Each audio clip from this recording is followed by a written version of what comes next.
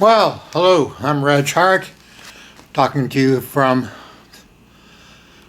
my home in Toronto, which is known around the world as the Cineforum. I opened it in 1992 by accident. I was doing some shows in a bar up the street and had a conflict with the management. So I invited the audience, it was a small crowd that night, down here for what I thought would be one night, and I'd find someplace new, and people walked in and said, "We like this." I said, "You like it?" They said, "Yes." I said, "Good, this is where it'll be." Years ago, I came in contact with an amazing artist, Cecil Taylor's ideas. Cecil Taylor was an American avant-garde jazz pianist who played the piano the way, frankly, most folks do not want to hear it. And he said the key to success in the arts is to find someplace small in your own city where you can present your ideas on a regular basis without being interfered with. He said if you do that, the whole world comes to your door. And the whole world has come to my door. Now, this being International 3D, the third Tuesday of the third month of the year, of the third week of the year, I thought I would talk about the first 3D image. And the first 3D image is found on the Shroud of TURIN. I bet you didn't know that. Yep. Two NASA scientists, John Jumper and Eric Jackson, were working with a device called a VP8 image analyzer, which is a device used by NASA to render topographical photographs taken in space into 3 dimensions. And on a lark, they put a photograph of the shroud under this thing. They didn't expect to find 3D information, but they did. And they were astounded. And being scientists, they had their curiosity fired. They put together a team of around close to, I think, 40 different scientists, only 4 of whom were Christians, to go to Turin, Italy in 1978 to study the shroud. They brought along a couple of tons of advanced scientific equipment. And one of the people that they brought with them was a man named Barry Schwartz. Now, Barry Schwartz had been raised as an Orthodox Jew, and he did some photography work for NASA, so they asked Barry to come along and photo document the work they were doing. And Barry said, "I'm a Jew. Why me?" And the man who'd invited him said, "Barry, so am I. So's the man in the cloth. Think of the science." And the science on the Turin shroud is astounding. And let's just forget about, is it the actual burial cloth of Christ? Frankly, yes, it is. And there's only, the science cannot tell us who the man is on the shroud. But it can tell us what happened to that man, because it's all there. And history tells us who is the one person that we know of that all of this happened to. I mean, it's all there. The hemiatidrosis. What's that? That's the sweating of blood. It's most commonly found on convicts awaiting execution on death row. That's on the shroud. The beating he took in the late night, midnight trial in the court of the Sanhedrin, that trial was illegal, is there. The dust of the streets of Jerusalem, it's on the shroud. The beating he suffered at the hands of Pilate's troops, the whipping, that's there. It's all there. Everything is there. So you can say, I don't accept it. Fine, don't accept it. I'm not pushing it at you. But it's there. And the Shroud of Turin points to an extraordinary event. Dame Isabel Pixek, who was a painter, she walked from Hungary to Rome at the age of 14 to keep from being sent to Russia, studied particle physics. And she stated that the Shroud of Turin depicts an event horizon, a moment just like the original Big Bang during which the cosmos was created,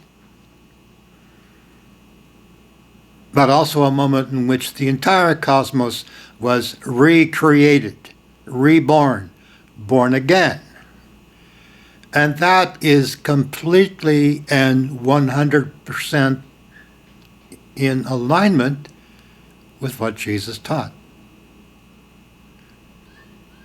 Now, Gilbert Lavoie was a scientist, a forensic scientist, who studied the Shroud, and he discovered, as any of us can discover, that the Shroud of Turin image is not of a man lying flat on a slab, but of a man suspended vertically in space.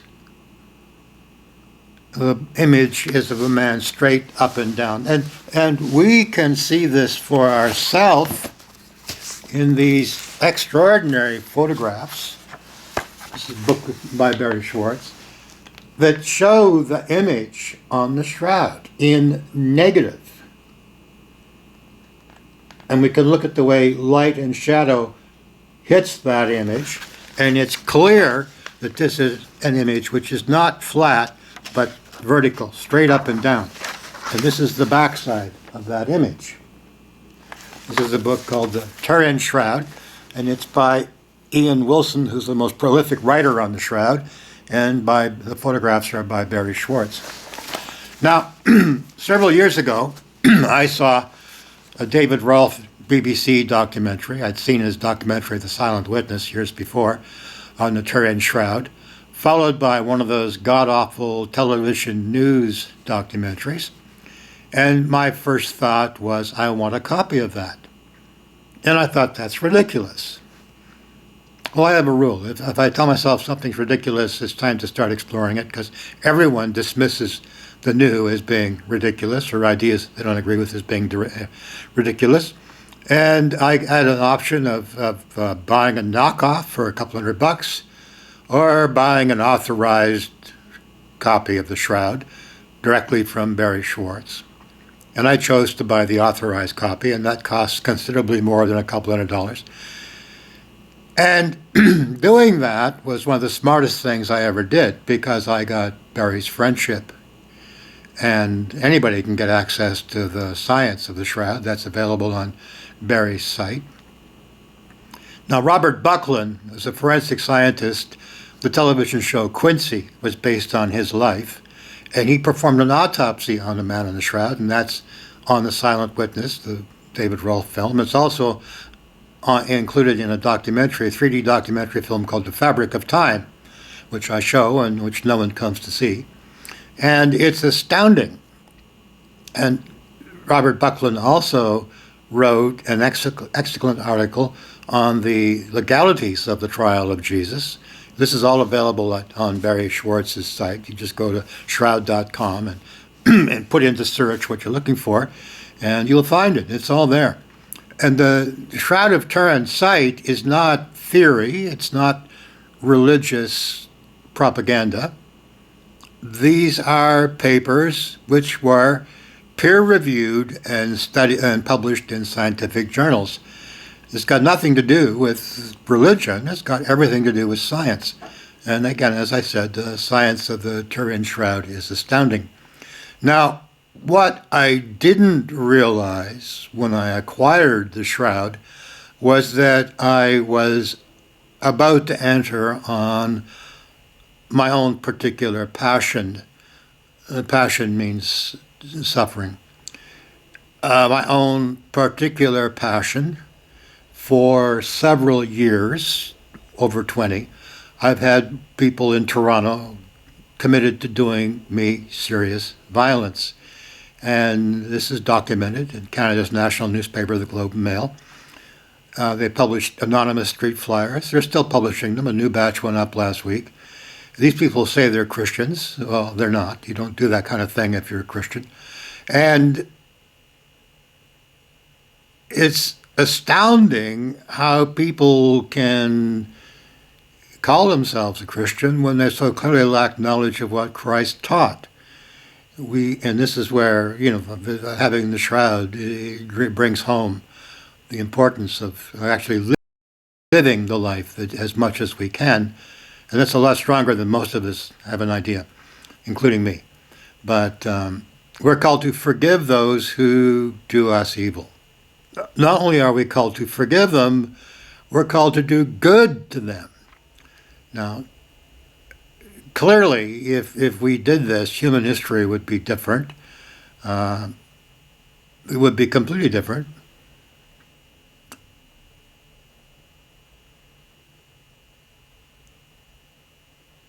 And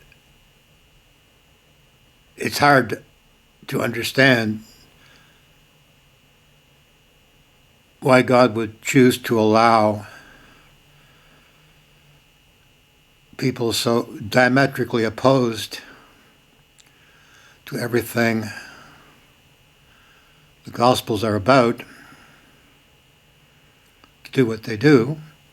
Some of the Russian commanders say that they're not afraid of World War III and a nuclear holocaust because they're all going to die and go to heaven because they believe in Jesus. Excuse me, read the Gospels, please, guys.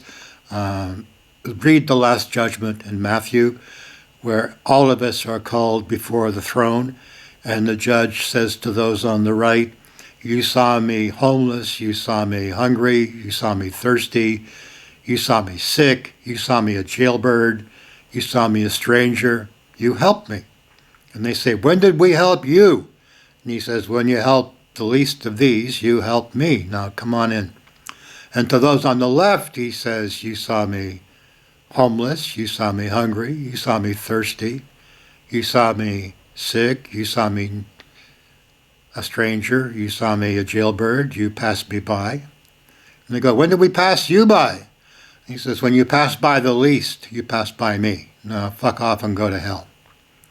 Now, you might think the word fuck off a little bit too strong to be using here, but the problem is that the Gospels and the Bible that you're reading, and many of the great writers that you're reading, are being presented to you in what are called Bowdlerized editions.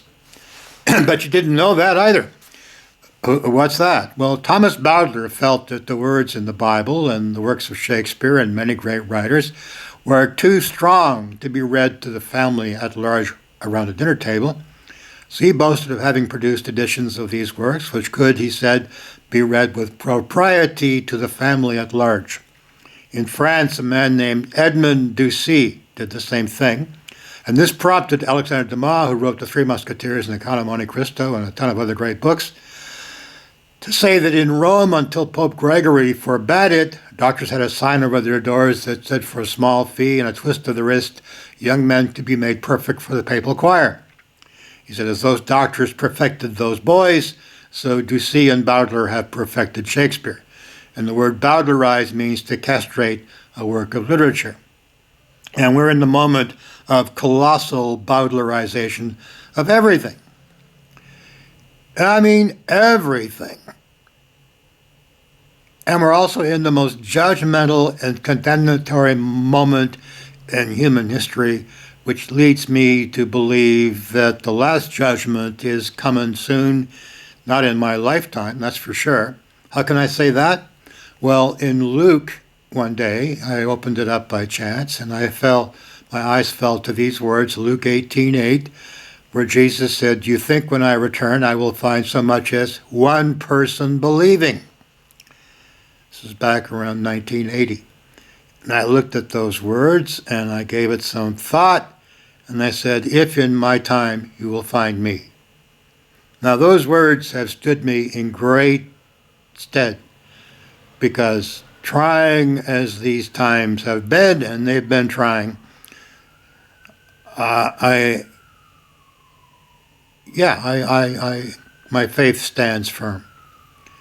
And this is important. So as long as there's one person believing, then that's not the hour. The hour will come when there's not one person. I mean, there will be churches, there will be religious bodies, there'll be all kinds of people paying lip service to the idea, but that will be lip service only. There won't be one person believing. For example, Paul writes, there's utterly a fault among you. You take each other to court, and that before pagans. If you're with Christ, you don't take people to court. Period. You don't. You let yourself be wronged. Look at that shroud image. Go to Barry's site and look at it. Download the thing. You can download it for free. It doesn't cost you a cent. And ask yourself, who in our history was more wronged than Jesus of Nazareth? And can we do less than he did? Because we're called to follow him. He is the way. And by way, we mean everything about the man's life. That is the way. We allow ourselves to be destroyed by this world in the knowledge that this world has no power over us. Now, the Bible says if you turn to men for help, they will not help you. And they won't. Oh, they'll make a big deal about, we've got all these things here to help you. But push comes to shove, they're not there to help you. You get on one of these lines where people are saying they're going to help you, and if you lose your temper or get angry or use profanity, they'll cut you off right away. I mean, come on, people. You're dealing with people who are in dire straits. You expect them to behave as if they're not? You expect them to be calm and cool about it all? Come on, let's get real here. I had a friend, an older Chinese friend, who has very poor eyesight. He's a photographer. He's a photojournalist for the CBC. And he's retired. And he was out with his camera taking pictures. And he saw some women up on a roof. And he took pictures of them. And they were naked. And a cop saw him take pictures and arrested him on the spot. And my friend has a temper. And he let it loose. And that just turned things from bad to worser, and he was put into custody, and he went to jail, and he lost his place of residence. He lost all of his information. He lost everything. I ran into him the day he got released, and he was on the street, and he told me what had happened. I said, "Where are you staying?" He said, "On the street." I said, "Well, then come with me." And I gave him a place to stay for a while till he got his feet on the ground. And he got off. He lost his temper a lot. And he had a right. He had a righteous wrath. He had a right to lose it. So just stop here and give some thought. All these things that say they're going to help, no, they're not going to help you. You have to accept that. You're screwed. And I was screwed. Anyway, you can come here and we can talk about it. This is just a little video for International 3D Day. And here's a terrific book of photographs that Barry Schwartz took with great commentary by Ian Wilson. Now, Ian Wilson has a book called The Evidence for the Shroud, which I have, and another book called The Evidence for Jesus, which I have too. And this was research he did for a BBC program, 3-part program, you can find it on the web, about the historicity of Jesus. And reading The Evidence for Jesus, I discovered, we know that Peter was recognized after the arrest of Jesus, and Jesus had told him that he was going to be arrested and that Peter would deny him 3 times. And Peter said, no, not me. And of course he did. And the 3rd time, the woman in the inn said, "No, you're from Galilee. I recognize you by your accent." Now, it never occurred to me to wonder what a Galilean accent was. But reading Ian Wilson's book, The Evidence for Jesus, I learned that Galileans dropped their H's. Let me repeat that. Galileans dropped their H's. They sounded like English Cockneys.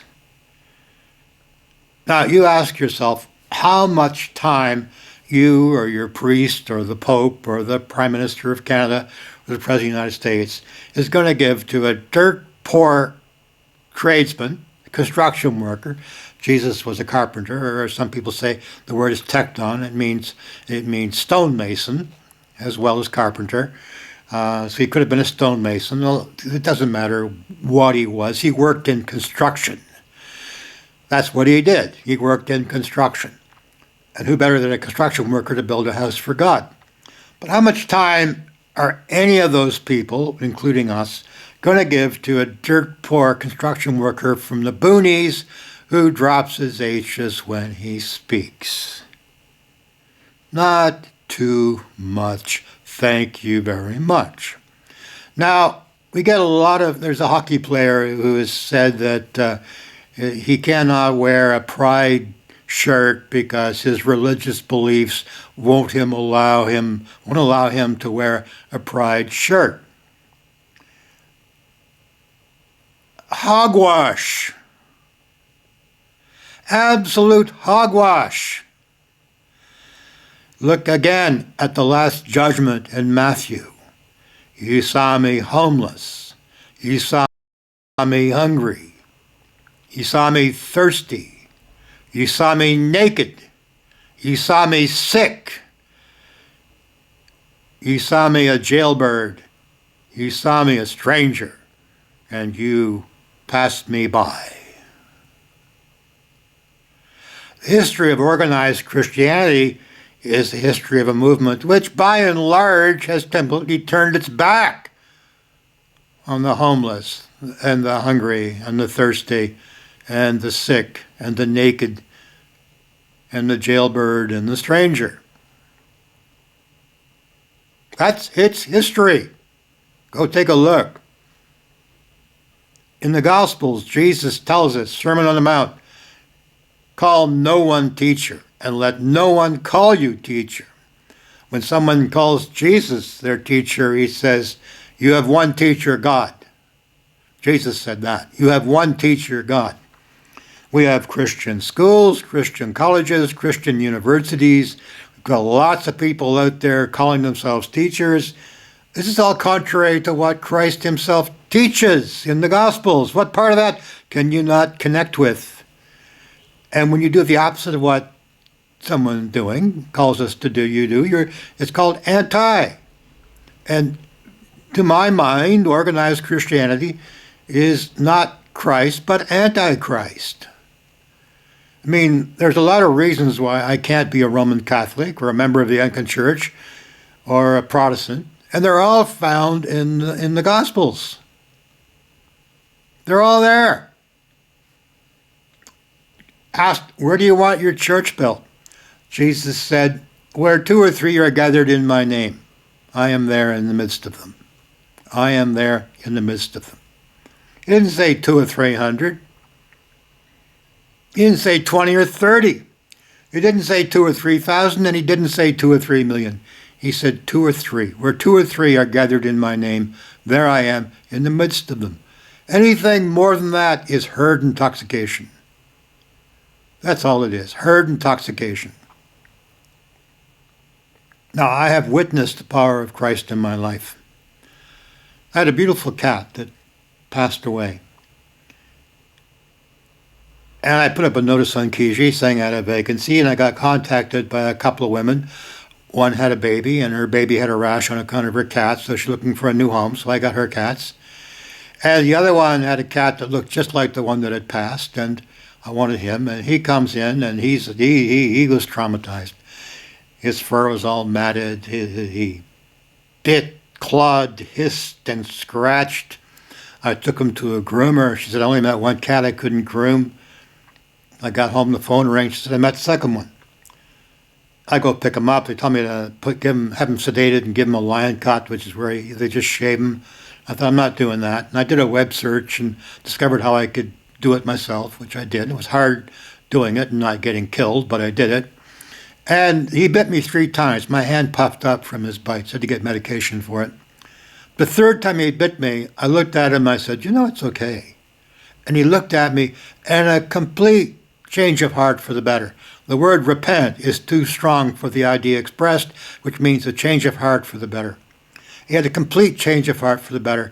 And from that moment on, he spent every moment as near me as he could. Lots of head bumping and lots of, oh, I can't believe I came here. He passed away a couple of years ago. But he died, he broke my heart when he passed away. But he died happy, happier than he'd been in a long time. And I'm just watching the power of the word in my life. And the power of that word is strong. A couple of years ago, a young fellow came here for one of my programs. He walked down the hall. I said, "You look just like Walt Disney's Pinocchio." He said, "I'm playing the tail end of the whale in Walt Disney on Ice." Well, he came in, he watched the program, we talked. He said, "Do you mind if I sleep on the floor in the screening room?" They put them up in expensive hotels. I said, "Yeah, sure." And he spent Christmas with us. And when the tour ended, he said, "Can I live here when the tour is done?" When it left Toronto. I said, "Sure." And he came back and lived here for a few months. And he woke up one morning, he partied, he got drunk, he got stoned. Yeah, he got stoned, people. He got stoned. He smoked pot and he dropped acid and did all kinds of stuff that good Christian people don't do. And I didn't find fault with him. I do that myself. And he woke up one morning and he realized he didn't have to look for work. He realized he could create his own work and create a figure skating company called Le Patin Libre, which are based out of Montreal. And they've globally revolutionized figure skating.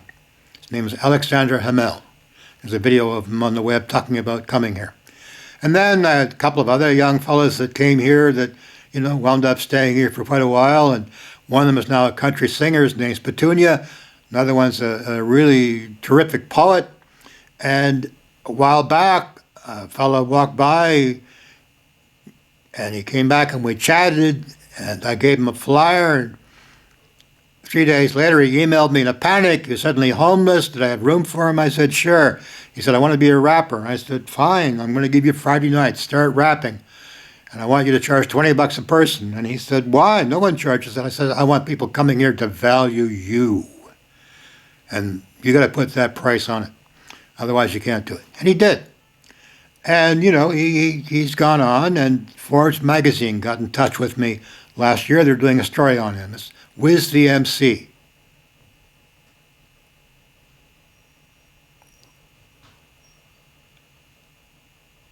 The Lord is working in my life. I don't waste time parking my butt in churches on Sunday.